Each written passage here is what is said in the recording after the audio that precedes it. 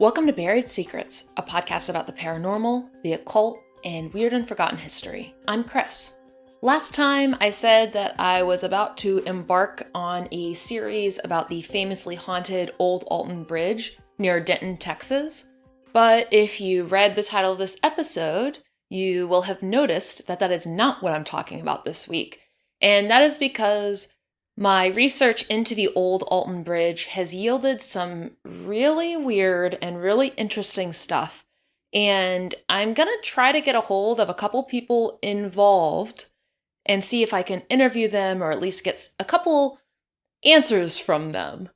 I know I'm being really cryptic and cagey, but I don't want to ruin what I'm going to talk about then. Suffice to say, there are some major trickster elements going on in the story of the Old Alton Bridge, and I'm really, really excited for that series. I just need to do a little bit more research and reporting before I'm ready to do that. However, I'm excited to be putting out an episode that I've been talking about for what feels like a while. I can't remember if I've mentioned it on the podcast or just on Instagram, etc., but I've been saying that I wanted to do an episode about the Solo Estes Method, which is my adaptation of the really popular Estes method of paranormal investigation for an individual person, because the traditional Estes method requires two people, and I found myself, especially in the early days of the pandemic, alone a lot of the time, and not able to do the proper Estes method. And so I've spent a lot of time over the last, 2 years thinking about how one might go about doing this all alone. And I'm excited to share this with folks and see what y'all think. And I am also excited for people to iterate on what I've been doing and come up with ways to do it better, etc. And I know I've talked about this a little bit before. I know during my Ghosts of Mount Beacon episode, I played a lot of a session that I did on top of Mount Beacon alone. So I talked a little bit about how I was playing around with this method there, but I didn't give like a true how-to. So I want to do that in this episode. And I also just want to give a bit of background on what the Estes method is. I feel like the Estes method has really gone viral, and I think it was popularized by the really popular web series Hellier, which I know I've mentioned a million times. If you haven't watched that, go watch it. It's on YouTube. It's so good and so interesting. And since then, I think it's been used on other paranormal investigation shows. I know it's been used all over social media, Instagram, TikTok, YouTube, etc.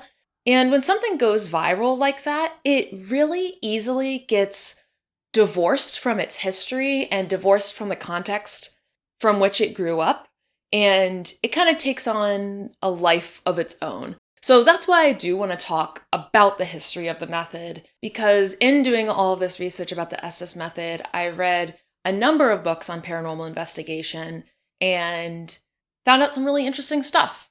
So if you have no idea what I'm talking about when I say the Estes method, here's a quick primer. It's a really popular paranormal investigation technique, and there is good reason for the Estes method's popularity, because it potentially allows for real-time communication with supernatural entities, and it reduces the risk of matrixing or pareidolia, which is a fancy way of saying hearing what you want to hear. And it can be done relatively cheaply with tools that many paranormal investigators already own. And if you don't already own them, you can get them fairly cheaply.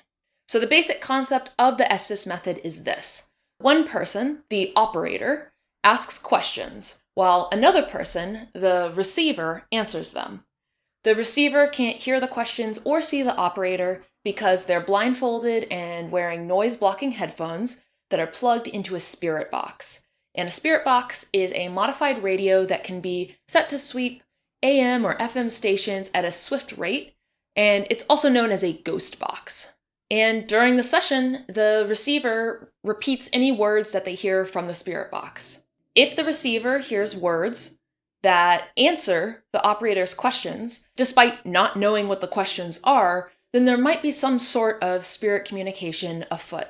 So, despite the Estes Method's benefits, like I mentioned, it does have an important drawback for solo investigators, which is that it requires two people to be present.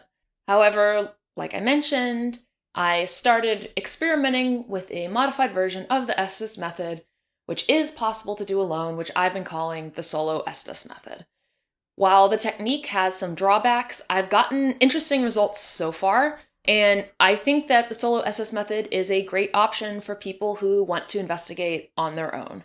And one thing that I'm excited about with the Solo Estes Method is that it should lower the barrier to entry for people who are investigating on their own but don't know where to start, and, maybe don't have friends who live near them who can investigate with them, etc.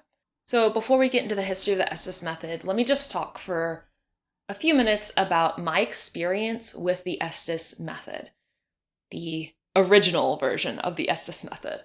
So on March 12th, 2020, a very, I guess, I was going to say portentous date, a date with a lot of weight because it was right at the beginning of COVID in New York and right before we realized it was going to be a real bad thing in New York. So on March 12th, 2020, back before we realized COVID was going to be a whole thing, I traveled to Salem, Massachusetts, and I stayed in the famously haunted Hawthorne Hotel. And there, I tried the Estes Method for the first time. I was really excited to try out this technique that I had heard so much about. In Salem, my wife acted as receiver, and my friend and I asked questions.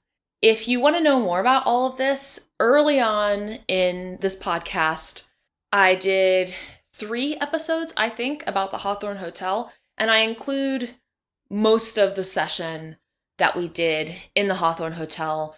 I include a lot of interpretation of it, and then also just a lot of history about the haunted Hawthorne Hotel. So if you're interested in that, check out those episodes. But the session yielded interesting responses, and they led us to information about the area and about the hotel that we hadn't known about. I was kind of like, this is maybe beginner's luck, but I was really excited to try it again. However, by the time I got back to Queens, New York had started to take COVID somewhat seriously, and I was kind of trying to think of ways to work around the lockdown. I toyed with the idea of performing a socially distanced Estes session with a friend calling me and asking questions, something that I know people have done. I've seen folks do that online, etc. since then. However, after I had a sort of unsettling solo experience with a planchette, the automatic writing device, which I talk about in maybe the second or third episode of the series I did about Ouija boards. I guess I talked about my experience in that episode, and then I talk about what planchette is, like what a automatic writing planchette is in the first episode of the Ouija board series. So if you want to know more about that, check that out. But anyway, after I had a bad experience with that, I decided that I needed to pause all paranormal investigation until I did some more research and until I had sort of clawed my way out of my lockdown-induced depression, let's call it. But despite having paused investigating over the following year, I pondered ways to make the Estes Method work for a solo investigator, and my first thought was that I could write questions on note cards, shuffle the cards, and hold them up to a camera instead of having an outside person ask the questions, so that way I wouldn't see the question and I could be plugged into the spirit box, but I would have, both my response from the spirit box and the original question recorded. But there were some issues there. Logistically, I'd have to make sure I was somewhere where I could set up a camera in good light and make sure it could pick up something written on a card, which I would have to hold up with the correct side facing the camera while my eyes were closed or blindfolded or at least averted, so I wouldn't accidentally read the question. Plus, I could only write down so many questions, and they would be fresh in my mind, especially if I'm handwriting them on note cards. So I still felt like there was a risk that I might hear what I wanted to hear. So I continued to puzzle over it and thought, maybe I could set up some sort of formula in a spreadsheet that could shuffle a list of questions and read it. Maybe there was an app that could shuffle flashcards. Then one night in summer 2021, just as I was falling asleep, of course, I realized that there was a far easier solution, which was just to record a bunch of questions, put them on shuffle in my phone's music player, and I could just have the phone act as an operator while I could be a receiver. As long as I had the recorder positioned so that it could pick up audio from the phone speakers and my own voice at the same time, it would work.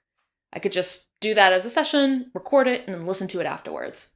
Since then, I've been testing out the solo version of the method, and I think it's been working pretty well. Also, to be clear, I know that I am not the first person to think of adapting the Estes method for solitary use. For example, after I got the idea to use this questions on shuffle method, I looked on YouTube and I found that the podcast Small Town Secrets had an August 2020 YouTube video using the note card method, and that video also mentions the idea of pre-recording questions, which I discovered a month or two after starting to test my version of the Solo Estes method. And I should check again.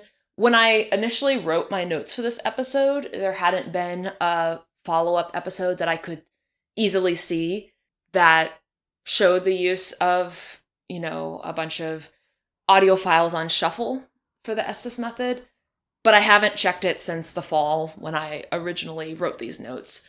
So there may be YouTube videos of him trying it out that way too. I should check after this. But all of this to say that this idea of doing the Estes method solo is not unique to me. It's not like an original brilliant idea that I had. I know other people have been playing around with it, and I am really eager to see whether folks have suggestions or ideas for improving this version of the Solo Estes method. So I've tried the Solo Estes method in my apartment, in different parks in New York City, on a mountaintop in upstate New York, in the woods of North Carolina, on a mysterious hilltop with a bunch of urban legends surrounding it in Texas. So I've tried it a bunch of different places, and I've gotten some pretty interesting and at times unsettling responses. And I'm not going to go super deep in this episode into looking at individual session audio and talking about my interpretations, etc. If you want that now, you can check out the Ghosts of Mount Beacon episode. And I'm also, sometime in the next few months, planning to do an episode about some of the state parks in North Carolina where I have tested out this method as well. So I'll probably include some session audio in that. So keep an eye out for that if you're really hankering for more examples of what this sounds like in practice. Oh, and in case you're wondering, the most unsettling responses that I've ever gotten from the Solo Estes method were actually in the very first session that I ever did when I was testing it out in my apartment, actually in the room that I'm standing in right now recording. So I guess that just goes to show that you don't really need to go to a fancy, faraway, famous, haunted location to get an interesting conversation and maybe something unsettling. Though I'm not sure that I would recommend testing these things out at home, because if you get something unsettling, you still have to live where you live. But I thought that was worth mentioning. Before getting into how to do the Solo Estes method, it is worth looking at the history of the Estes method and what makes it so groundbreaking and popular, like I said.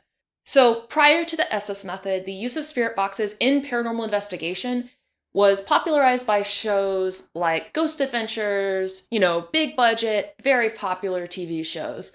And the spirit box was a really controversial device, since people used it at the time by asking questions and then listening to hear if they got a response.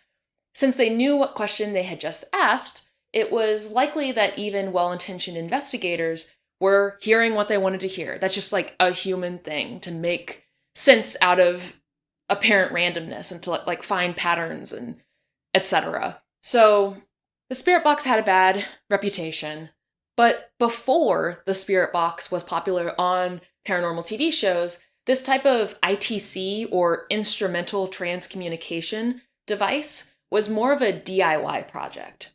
So in 1979, George Meek and Bill O'Neill created the Spiricom, an early spirit box made of 13 tone generators. You can find clips online of Bill O'Neill communicating with a supposed spirit named Dr. George Jeffries Mueller. And I'll put in some of that audio so you can hear what it sounds like. To me, it sounds an awful lot like a person speaking using like a vocoder or something. Not that I know much about vocoders, I'm just a really big Alan Parsons Project fan, so it makes me think of, the seminal Alan Parsons Project album, Tales of Mystery and Imagination, which uses a vocoder in the song The Raven. Kind of gave me that vibe. So anyway, here's a sample of that. Don't understand. Oh, the preamp. In case you couldn't understand what that clip was saying, the human, Bill O'Neill, was saying, I don't understand, and Dr. Mueller was saying, the preamp, and then Bill O'Neill said, oh, the preamp, and then Dr. Mueller said, yes, I think that, and then the clip ends. There are many more examples of this on the website worlditc.org/K_06_spiricom.htm. And I'll include a link to that in the show notes so you can give that a listen if you want to. And I know I'm being a little bit sarcastic about this clip. I don't really know enough about audio to say if it seems fake or not. But if you do know things about audio, I'm super curious what you think about this clip and about, the other clips on that website. But anyway, that was the Spiricom, and that was back, in the late 1970s. Later on, in 2002, Frank Sumption came up with the first modern ghost box, the Frank's box. In the late 2000s, shack hacks became popular, so people would follow online instructions on how to modify cheap Radio Shack radios to work as spirit boxes. Oh, and I'll include, as always, all of my sources in the show notes for this episode at BuriedSecretsPodcast.com. But I did want to mention that if you're interested in learning more about all of this, you should definitely check out the website itcvoices.org. It hasn't been updated since 2018 or so, but it has a lot of really great information about ITC and spirit boxes, and it's worth checking out if you're interested in learning more. So let's fast forward to 2016. During the filming for the web series Spirits of the Stanley, investigators Carl Pfeiffer, Connor Randall, and Michelle Tate tried out an idea that they had been talking about for the previous 5 years or so. And that idea was an early iteration of the Estes Method, which Pfeiffer and Randall continued to refine and test. The method was named after the town of Estes Park, Colorado, which was the location of the Stanley Hotel. And side note, you should definitely check out the web series Spirits of the Stanley. It is on YouTube and it's a lot of fun. In an interview with the website Week and Weird, Randall suggests that the Estes Method works through psychic means. I just want to read this quote. I think it's quite possible that the method is simply a barrier breaker to being able to perceive the voices of spirits that are trying to communicate via our minds. The Estes Method has some parallels to the Ganzfeld experiment, which is a test of psychic abilities that consists of putting ping pong balls, which have been cut in half over someone's eyes, and then you play static and see if the person can describe an image that is being psychically sent to them. So here's a part of the story that I don't hear talked about very often online and that I wouldn't have known about if I hadn't read it on the website itcvoices.org. In 2013, completely separately, as far as I'm aware, from Pfeiffer and Randall's work, investigators Sean Taylor and Daniel Morgan published a book called The Double-Blind Ghost Box: Scientific Methods, Examples, and Transcripts. Their version of the method is the double-blind ghost box session. It's a little bit more of a mouthful than the Estes method, but it alludes to their more scientific and less psychic approach to the technique. One key difference between their double-blind ghost box session and the Estes method is that, interestingly, for the double-blind ghost box session, the spirit box is connected to the mic input on a recorder. So while the session is recorded, the spirit box audio is recorded as well, and the receiver's headphones are plugged into the headphone jack of that recorder. Meanwhile, a second recorder is set up to document the questions and responses. Then, during evidence review, the investigator listens back to the spirit box audio as well as to the session audio. Now, the double-blind ghost box method assumes that the actual spirit box audio is what's most important, rather than someone's potentially psychic response to hearing the spirit box audio. So there's kind of this question, right? Is the message that's being received during these sessions, does it come from just the audio? Does it come from the brain of the person who is the receiver, like in a psychic way? Or is it sort of a mix of both? The authors of the book do give examples where receivers hear things like a prolonged period of loud singing that aren't present in the spirit box audio that they listen back to, suggesting that even in their more science-based, more, I guess I would call it like more material type analysis of these things, something psychic might still be at work. Just so you know my own bias, I tend to be of the opinion that the Estes method is based more on what the person is perceiving psychically when listening to the spirit box, rather than on what might appear in a recording of the spirit box audio.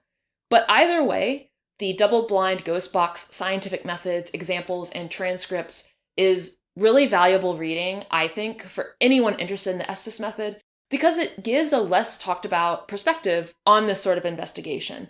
And the investigators come from a different point of view, and it's just really worth reading.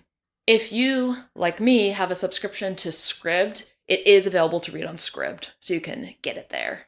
All right, enough background and history. Let's talk about how to do the Solo Estes method. First, let's talk about what you need. There are a handful of things you'll need in order to do the Solo Estes method.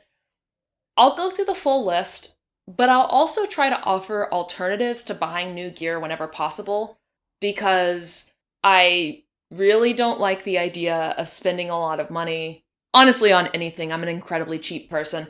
But for paranormal investigation, etc., I just don't really believe that you need to spend a ton of money on your gear, right? I think it's just always better to make do with whatever you have and buy things if totally essential. However, the spirit box is the most important item, and I don't really know of a good substitute to that, though I'll try to offer some. So first off, you'll need a computer that has a audio editing program installed. I recommend using Audacity, which is a free audio editor. You can download it at audacityteam.org. It's what I use to record all of my podcast episodes. It's great. So install Audacity on your computer. If you don't have a computer, you may be able to use a smartphone to record your questions, because that's like the big thing I used the computer for when I did this. You might be able to record the questions on a smartphone, load them into a music app, shuffle them, and then after the session, you can listen to the final audio on your phone or recorder. Though that solution would likely be harder, I really liked using my computer to record the initial questions and then to listen to the audio afterwards. Because using a program like Audacity, you can look at the waveforms, you can add notes in line alongside the waveform, and it's just really convenient. But if you don't have a computer, you can use a tablet, a phone, etc. Next up, you'll need a spirit box. I use a PSB7 spirit box, though I think any spirit box should work. If you have an old radio, you might be able to find some instructions on how to make it into a shack hack spirit box and save some money. At the time of writing this, the PSB7 goes for $80 to $100 online, which is sort of steep. I think that's a bit more than what I paid for mine. I haven't tested any Spirit Box smartphone apps, though I know they exist. You could try using one of those instead, though I haven't heard anything good about smartphone paranormal investigation apps in general. I would take any results from one with a large grain of salt. If you don't want to shell out for a spirit box, my recommendation would actually be making your own. Not in a shack hack way, but digitally. So there's this really awesome group who does a ton of really interesting, innovative paranormal investigation called Liminal Earth. They have a map at liminal.earth. That's like a website, you type it into your URL bar, and people can submit different interesting things that have happened to them, strange, anomalous things that have happened to them. And they play around with a lot of really interesting paranormal investigation techniques. And one really fun thing that they did last year was they made a Christmas spirit box, which you can find at christmasspiritbox.com. And it basically takes, like little bits of a bunch of different Christmas songs and kind of mimics how a spirit box would work. If you want to check that out, that is at christmasspiritbox.com. But, if you're not feeling in the Christmas spirit, I know I'm recording this in March, you can actually make your own from any collection of MP3s that you have. If you go to github.com/liminal-earth/custom-spirit-box, there are instructions on how to convert, any set of MP3s into your own spirit box. Obviously, there are differences between having something scan radio stations versus just go through MP3s that you've provided. But there's some really interesting stuff that you can do with this. And the Liminal Earth folks have mentioned, what if you record some audio at a haunted location and then use that to create a spirit box, etc., etc. There's all these different interesting things you could do. I'm just throwing out ideas here, but say you're somewhere and you are trying to communicate with the spirit of someone you knew, for example, and you know what music that person liked. Maybe you could make a spirit box using MP3s of this person's favorite music. There's all different ways you could play around with it in a way that I think is really, really interesting. And if you don't want to shell out the money for an actual spirit box, I think this is the way to go. Hey, this is Chris jumping in real quick while doing the editing. I realized that one thing I should have mentioned here is if you're not very tech savvy, probably going with the make your own ghost box method is not going to be for you. I haven't tried it out myself, but just, looking at the instructions, my sense is that if you're tech savvy enough to, install a Linux OS on your computer, it seems like you'll be fine. If you're not, you might get overwhelmed. I don't know. Check it out. See what you think. All right, back to the episode. So I'll include links to all the Liminal Earth stuff in the show notes at buriedsequelspodcast.com. And if you want to follow the stuff that Liminal Earth is up to, which you definitely should, you can follow them on Instagram. I think it's just Liminal Earth or liminal.earth. I'll include a link in the show notes. Or you can subscribe to them on Patreon, which gives you access to a whole bunch of behind-the-scenes stuff. It gives you access to their Discord channel, etc. The Liminal Earth folks are awesome and do really, really interesting work, so follow them. Anyway, that's the spirit box. Next up, you'll want to have a digital recorder. If you don't already own one, you should be able to buy a digital recorder for $50 or less, honestly. I usually use a Sony ICD PX370, which is lightweight and easy to connect to your computer. I actually have a much nicer Zoom recorder that I use occasionally, but it just doesn't have the convenience that the tiny recorder has.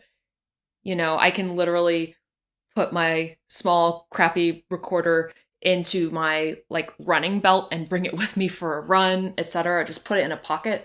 To me, that's worth more than pristine audio quality, which especially if you're like me and you're investigating outside, that your audio quality is not going to be amazing anyway. If you don't want to buy a recorder, you can probably get away with just using a recorder app on your phone, or you can record using Audacity on your computer. You just need to bring your computer with you when investigating. You would just want to test that out, especially if you're playing the MP3s with the questions on the same device that you're recording on. That may or may not work, so make sure you test that out and it works okay before going out and trying it. Next up, you'll need headphones. Ideally, you'll want a pair of sound blocking but not noise-canceling headphones.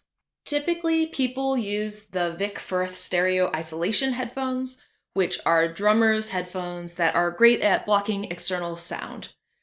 However, in a pinch, I've also used regular earbuds after testing to make sure I couldn't hear the questions that were playing on my smartphone, but that definitely isn't recommended.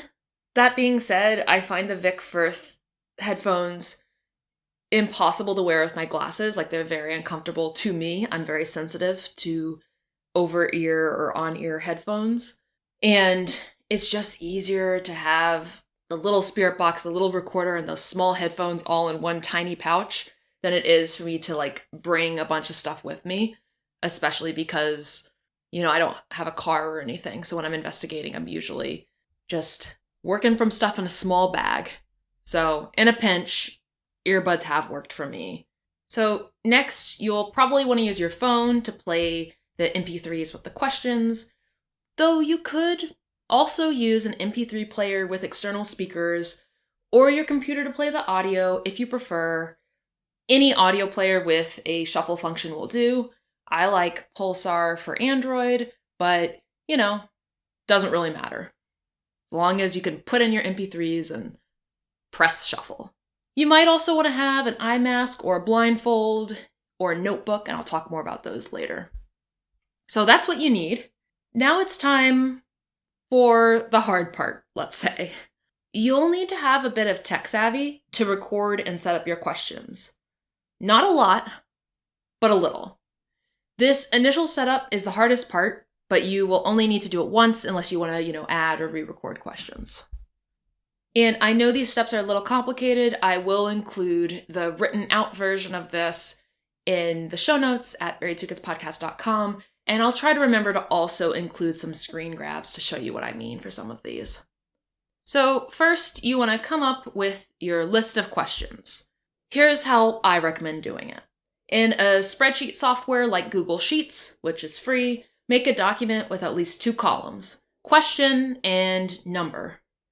Columns are the up and down parts of the spreadsheet, and rows are the horizontal parts for the less spreadsheet savvy out there. I also added columns labeled recorded for me to mark off whether or not I'd recorded the question yet or not, and source to note where I got a question from if I didn't think of it myself. After that, you'll want to brainstorm your list of questions, adding each one to its own row in the question column. I used a mix of questions that I had sourced online and also some questions I thought of myself.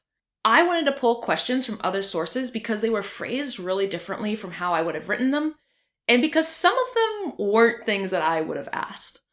I was looking for variety because I wanted to make it harder for me to guess, even subconsciously, what question was playing and, maybe accidentally start to hear what I wanted to hear. That kind of erases what you're trying to do in the Estes method. So to start, I came up with a list of about 150 questions. I wanted to make sure there were a lot, again, so it would be harder for me to accidentally guess them. Next, you'll want to assign a random number to each question.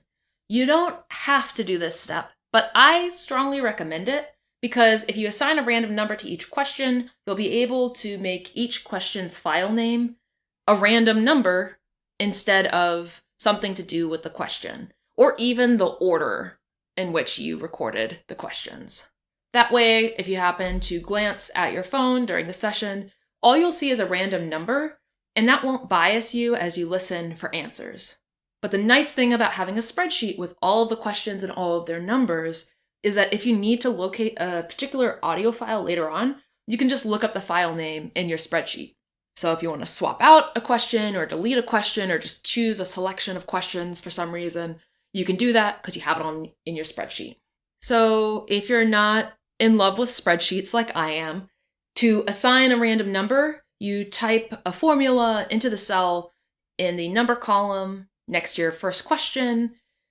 I'll include the written version of this on the show notes, but it's like equal rand between open parentheses, and I put 100, comma, a million, I think.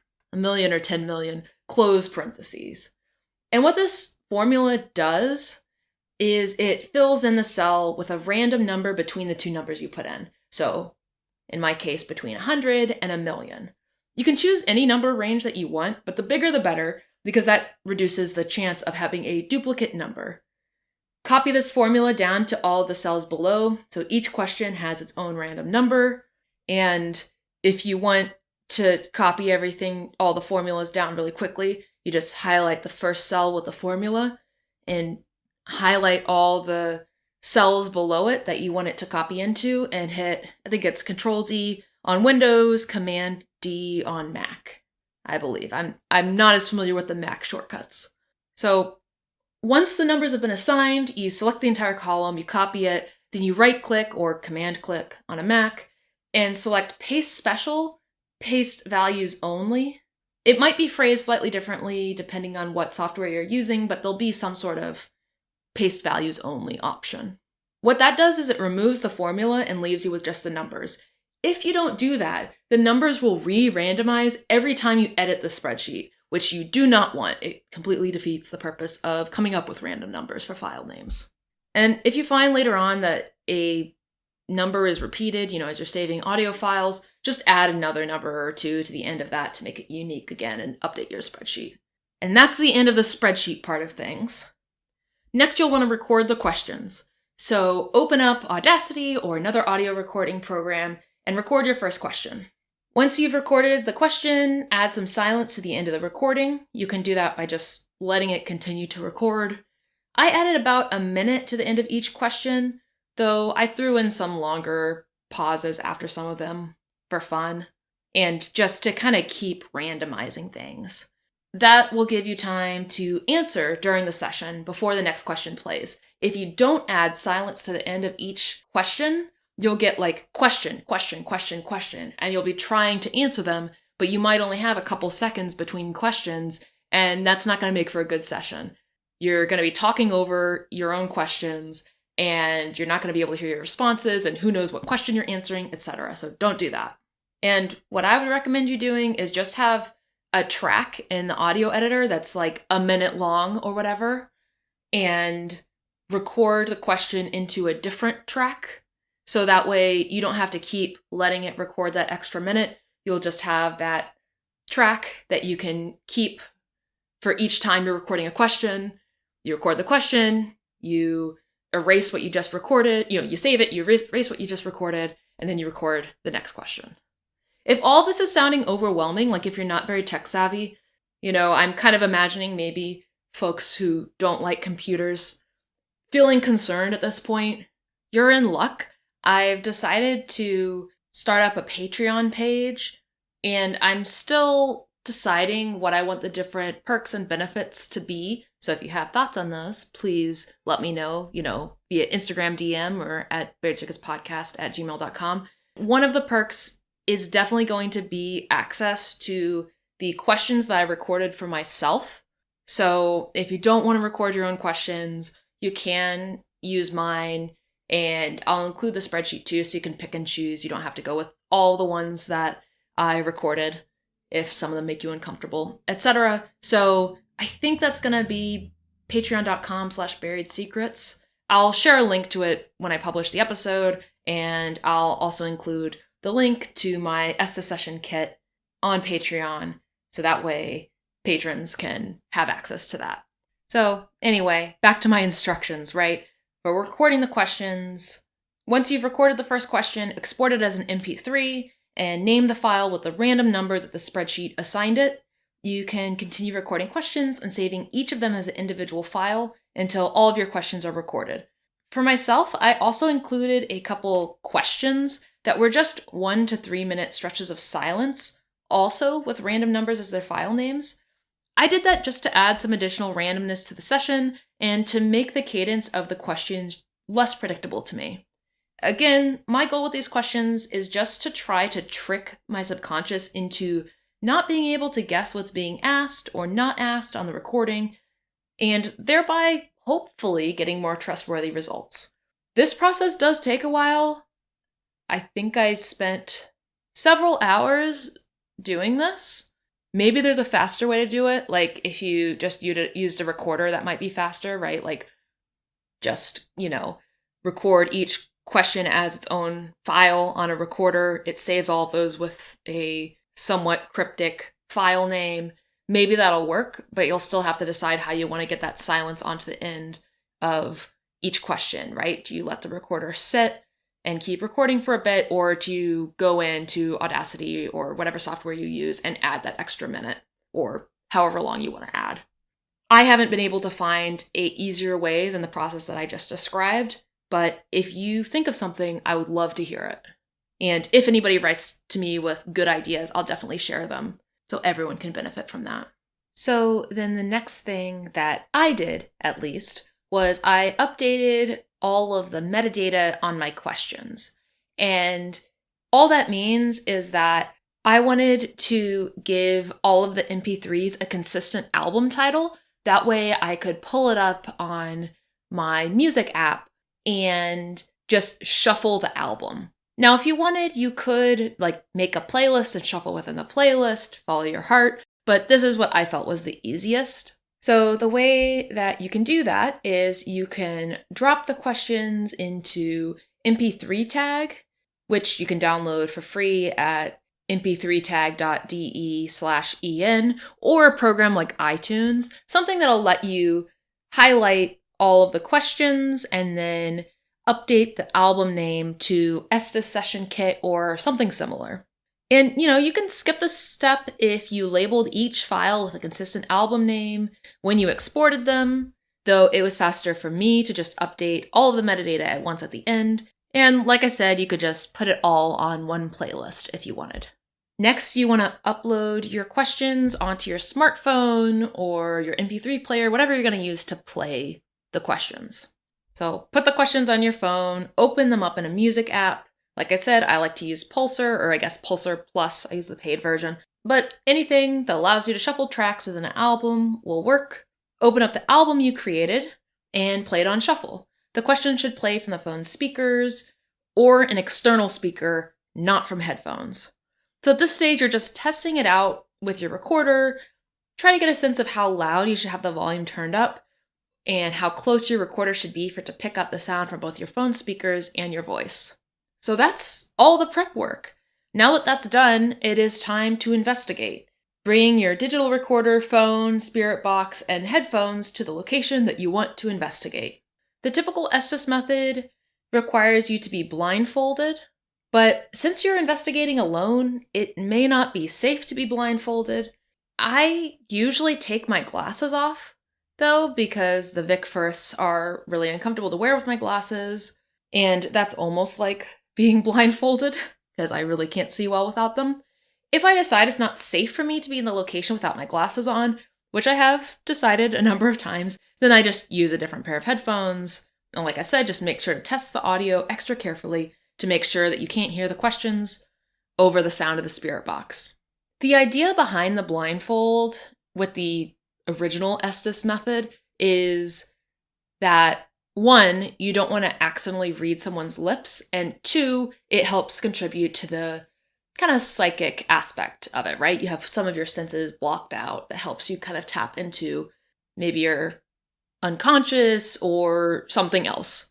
So to me, because you're not looking at a person who you might accidentally lip read from, and the questions are labeled with random numbers on your phone, the lack of a blindfold shouldn't compromise the results from that standpoint, though it will, of course, make the Estes session less of a sensory deprivation exercise. So now, plug your headphones into the spirit box and turn on the spirit box, setting it to sweep stations. If you're using an SB7, plugging it into the spout should get you louder audio than plugging it into the headphone jack.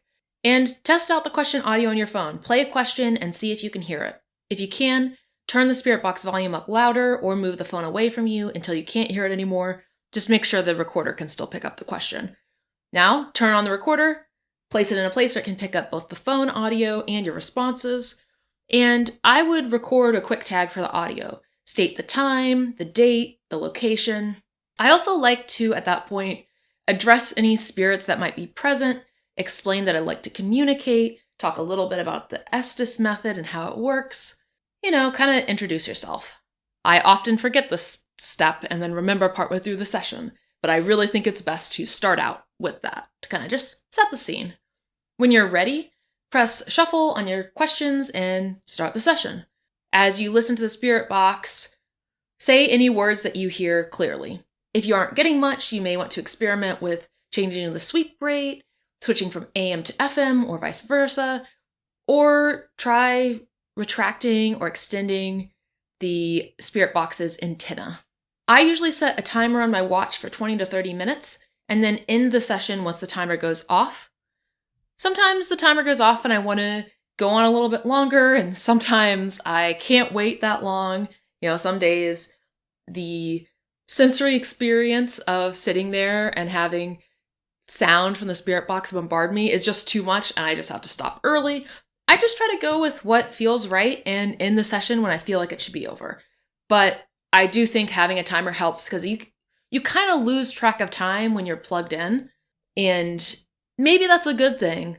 But I think if I didn't set a timer, I would end every session after like 5 minutes and think, okay, that had to have been half an hour, right? So for me, it helps, at least.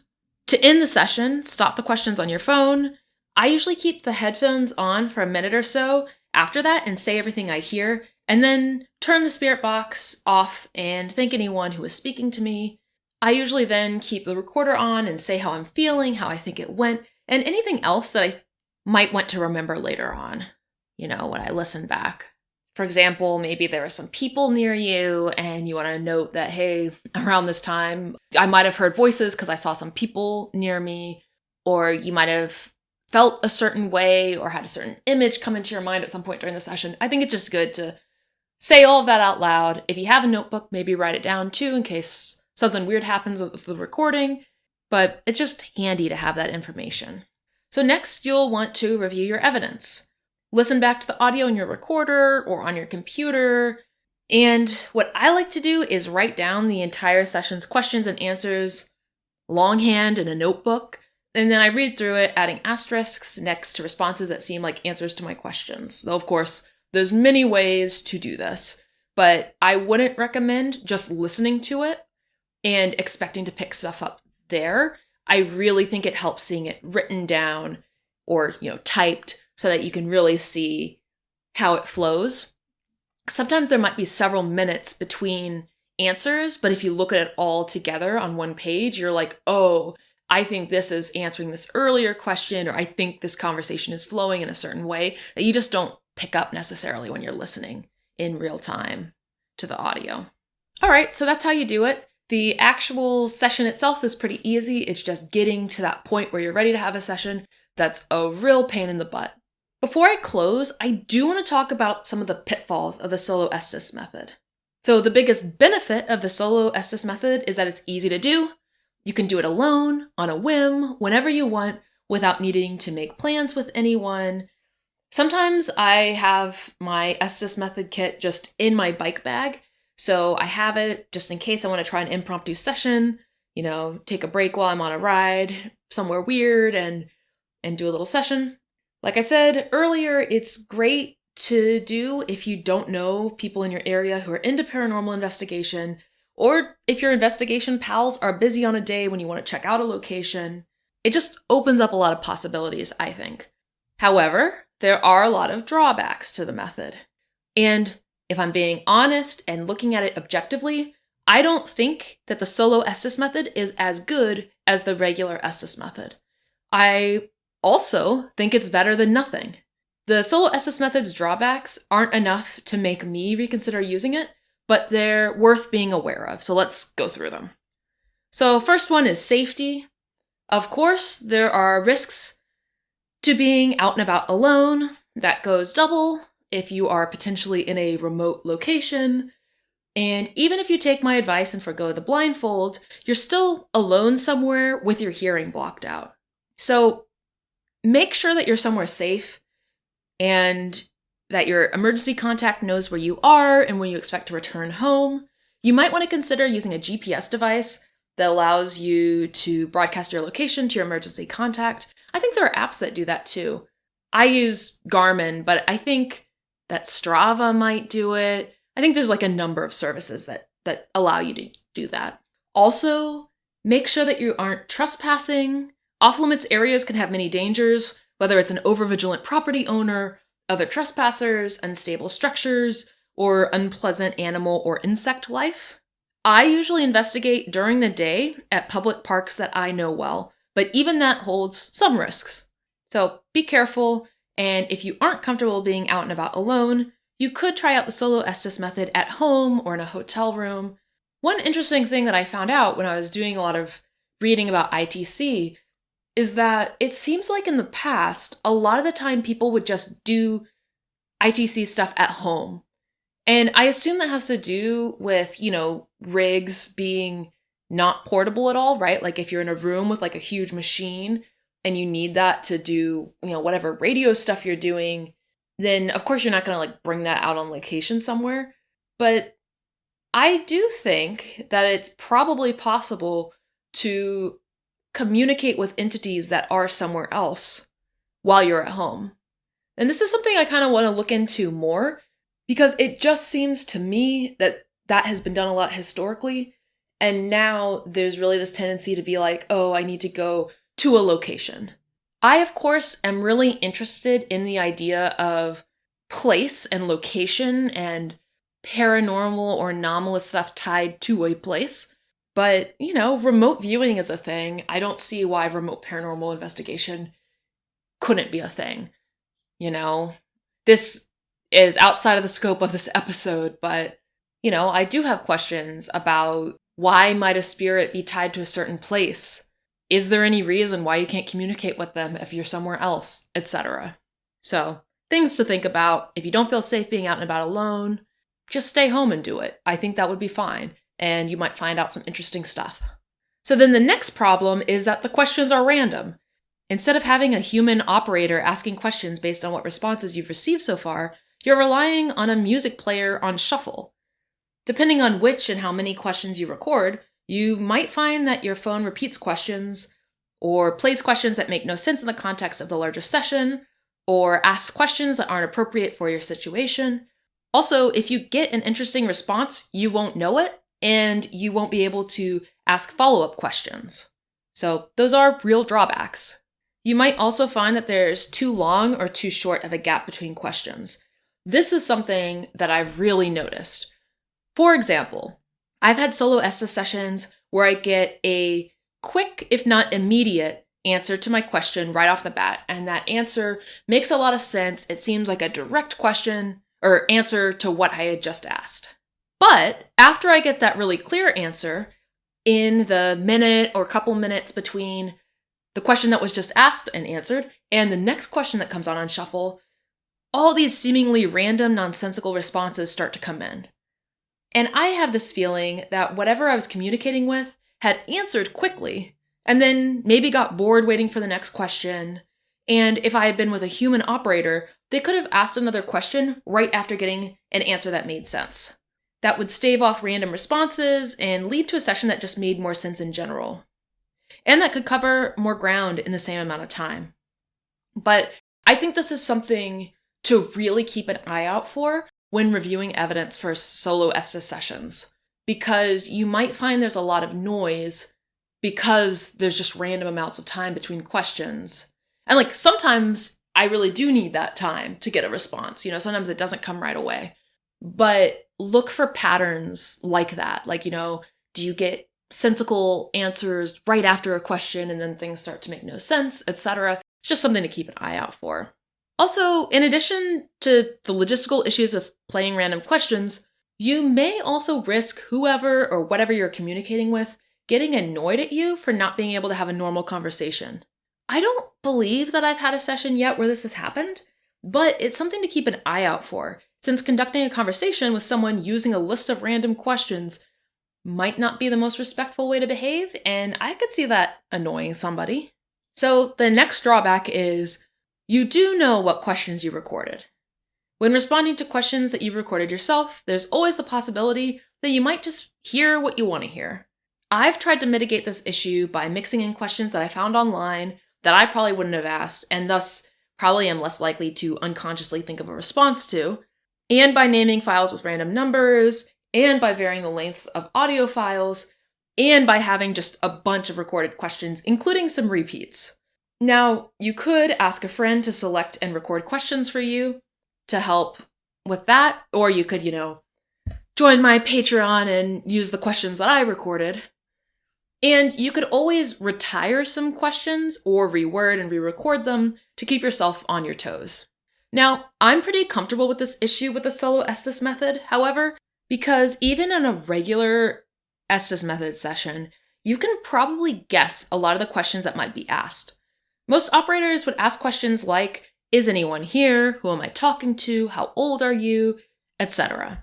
There also could be questions specific to the place that you're investigating. So if you know something about the place you're investigating, like say there's a story of like a murder, even if you don't know that the operator is asking, are you the person who was murdered? Or asking questions related to the murder, you still know that murder happened, you know the details, you might fill some of them in accidentally, and you might also just guess that they're probably asking about stuff related to the history of the location. And also, if you've investigated with someone often, you're likely to know what sorts of questions they tend to ask and in what order.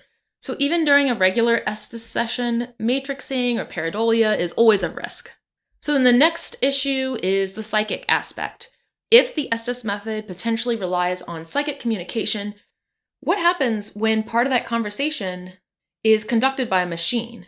Perhaps part of what makes the Estes method so effective is that the operator is psychically as well as verbally transmitting their queries, and if that's the case, just having the questions played audibly might not be as effective as having a person think the questions as well as speak them.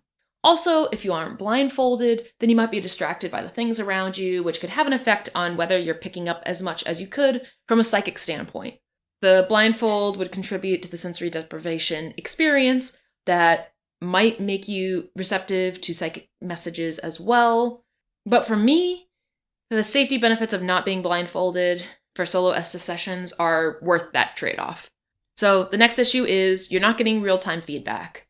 One of the best things about a regular Estes session is that you can have a conversation in real time, unlike EVP sessions where you record audio, then you need to listen back to the audio before you know if you got anything. The Solo Estes method goes back to the non-ideal state of having to review the evidence afterwards in order to learn if you were having a conversation or not. And at that point, you're probably home away from whatever location you were at. And if you're investigating places near you, you can go back. But if you were traveling somewhere else, then maybe not. Next, the results are just harder to prove, I think. One nice thing about a regular Estes session is that it involves at least one witness. Short of having the spirit box volume turned too low and being able to hear the operator's questions, it's harder to cheat and harder to hear what you want to hear, and that's the whole point of the method and why it's so popular. So if you're hoping to use your results to convince a skeptical audience, there's just a lot more they could pick apart and question during an Estes session. To me, that's not really a big deal because I don't really care if people agree with my interpretation of some evidence that I collected or an Estes session. People can believe whatever they want to believe. I'm not trying to convince anybody of anything. My perspective is more like, look how interesting this is, versus like, you must believe my worldview or whatever. So Not a big deal for me, might be a big deal for you, depending on what your goals are in investigating and who your audience is and what you're trying to accomplish there. For me, my biggest goals are learning about history, learning about the location, gaining, a sliver of knowledge about the unknown, and I'm kind of just curious. So for that reason, I don't mind that the Solo Estes Method is a little bit less credible than the original version. It makes paranormal investigation more accessible to me and easier for me to do often. And I find it easier to decipher than other solo investigation methods like EVP sessions, which I should talk sometime about my feelings about EVPs. But multiple times I have captured what I thought was an EVP, heard it very clearly, or just, distinctly. And then later I go back to listen to it and it's gone. Same headphones, same device, nothing there. So I have like a fraught relationship with EVPs. I'm very interested in them, but they frustrate me. I am most frustrated by this one EVP that I got while staying over at the Hawthorne Hotel in Salem. And I recorded it just on like a sleeping app on my phone. One of those apps that is used for like, if you talk in your sleep or snore, it records it for you so you can look at it the next day. So I just set that up and got this EVP that while I was in the room the morning of listening to it, I heard clear as day someone whispering loudly, "Someone's here." I heard it, and my friend who was staying with my wife and I also listened to it and was like, "Yep, that is definitely someone saying someone's here." And then I got home, I listened to it again on my phone, same headphones, everything, nothing. And that's one of those things where I'm like, there's just too much gray area there for me. It's interesting, but I get annoyed. Whereas with the Estes method, yes, there is ambiguity with what you're hearing in the spirit box. Like sometimes it doesn't really sound like much. Sometimes you say something and you're like, well, did I hear that right? And, a lot of times when I do sessions, I'm like, well, it was either, shoe or kazoo, because those are words that sound similar and it could have been either of them. There is that ambiguity, but when you go back and listen, you're listening to yourself say things. So it's just a much clearer set of evidence to review that, in theory, isn't going to change. So anyway, if you're a solo investigator or someone looking for a low-cost, easy way to get into paranormal investigation, or if you're just, an investigator who can't always meet up with friends for an investigation, I think that the Solo Estes method will serve you pretty well. And if you use it and have interesting results, I would love to hear about them. You can write to me at buriedSecretsPodcast@gmail.com or, DM me on Instagram, whatever. So that's the Solo Estes method. Like I said, I'll provide a written version of these instructions and everything in the show notes at buriedSecretsPodcast.com. And also, I'm, starting up a Patreon where I'll post a link to all the questions that I've been using and my spreadsheet. So if you want to do the Solo Estes method and either don't want to spend the time setting it up, don't feel comfortable setting it up, or if you just want questions that aren't questions that you thought of, to help protect the randomness factor and, maybe make your unconscious less likely to kind of make you hear what you want to hear, that'll be there. And since I'm, just restarting the Patreon, I would love to hear what sorts of things people would want me to put up there. I very briefly was posting stuff to Patreon when I first started the podcast, and then I stopped when I just didn't have the bandwidth at the time. That was back when I was still doing weekly episodes, etc. But I had previously posted, full audio from the Estes session that I did at the Hawthorne Hotel. I posted audio from just me walking around the neighborhood talking into a recorder, going to different cemeteries and stuff. That was very early on in the pandemic.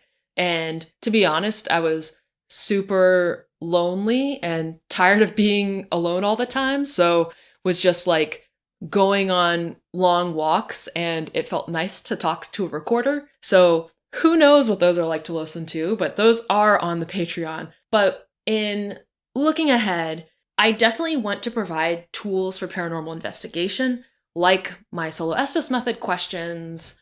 And I have some other thoughts and ideas for things I can provide kind of in that vein, I am thinking of doing kind of periodic mini zines.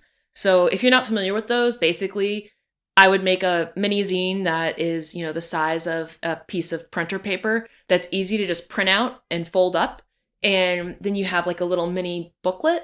I've drafted a couple, like I've made one that's like a tiny ghost tour of Trinity Church in New York City. So, it's a fun little thing with some of my drawings and with the ghost stories, but kind of my idea is that you could print it out and bring it with you when you go to Trinity Church and kind of have it as your, little tour guide.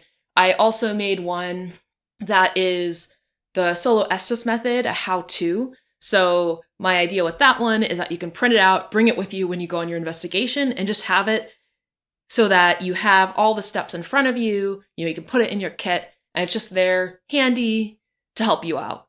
And I have other ideas for mini zines like those.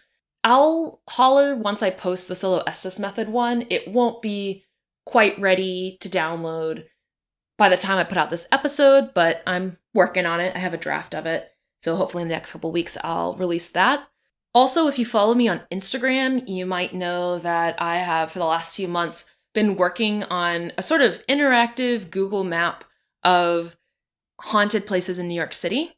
So I have kind of all these different layers, and my idea behind that map is that it should help paranormal investigators in New York City to kind of be like, okay, I'm in this area and this weird thing happened. What happened in this area? What ghost stories are there in this area, etc. So I have kind of like a layer for ghost stories and urban legends. I have a layer for historic places, that maybe existed and have been torn down. I have a layer for landmarks and industrial sites that may or may not still exist. I have a layer that is still very much a work in progress that is mapping out different villages and trails from the tribes that lived here pre-contact, the Lenape, Mateencock, Canarsie, etc. So it's this big old map that I expect to continue adding stuff to. So that's another thing that probably in the next month or so I'll share as a Patreon benefit. I also have a ton of public domain books that I've sort of curated for myself that I was thinking might be a cool thing to share. Both old public domain books about New York City, but also about the paranormal and occult. And I was thinking of maybe kind of having a little mini digital library for folks to use, for your own research and reading if you're interested in these topics. I think that might be fun. Also, I was thinking about sharing kind of more behind the scenes stuff. So for example, for the old Alton Bridge episodes, part of what's been taking me so long, and also part of why I've stumbled upon some of the interesting stuff that I've found, is I've been going through every Google and Yelp review, every YouTube comment, everything that I can find that relates to the lore, but especially to the paranormal experiences that people have had on or around the old Alton Bridge. I've been adding it all to a spreadsheet, and I've been like analyzing it and going through it and reviewing it. So I was planning on sharing that sort of thing from my research, like things that I think are either very interesting or that other people might want to dive into for their own research. So I have a lot of ideas, but of course I want to hear from folks what things you want. Like, are folks interested in additional episode audio? Like, I could do patron-only episodes about a variety of things. Like, one idea that I had was maybe if people are interested, I could talk about different books that I'm reading, that relate to the paranormal and occult, kind of like book report type things. So people can either get a summary of a book without reading it or kind of have that and see if they think they might want to read something. If people are interested in that, let me know. I don't know. I've got a lot of ideas, but I really want to make it something fun and useful. So I'm eager to hear what sorts of things folks are interested in. And I'll update y'all as I continue to solidify things. So anyway, I know this has been a long episode. I wanted to fit all of that in to one episode though, rather than splitting it into two. Again, if you use the Solo Estes method, let me know how it goes. Let me know if you think of improvements, etc. The next episode will probably be about Randonautica. I've been saying for ages that I wanted to do an episode about randonauting. I have a lot to say about that and a lot of thoughts, and I've had a lot of very interesting experiences with it. I'm rereading the official guide to Randonautica as preparation for that episode. And then hopefully after that episode, I'll get to the Old Alton Bridge series. I'm really, really eager to get to the Old Alton Bridge, but also there's some additional reporting that I'm really hoping I'm going to be able to do, and some folks that I'm hoping I'll be able to get in touch with. So that is coming, just not quite yet. In the meantime, you can follow me on Instagram at Buried Secrets Podcast to see what I'm up to. You can check out the show notes and all of the sources for this episode at buriedsecretspodcast.com. If you liked this episode, please rate and review. That will help other people find the episode. And thanks so much for listening.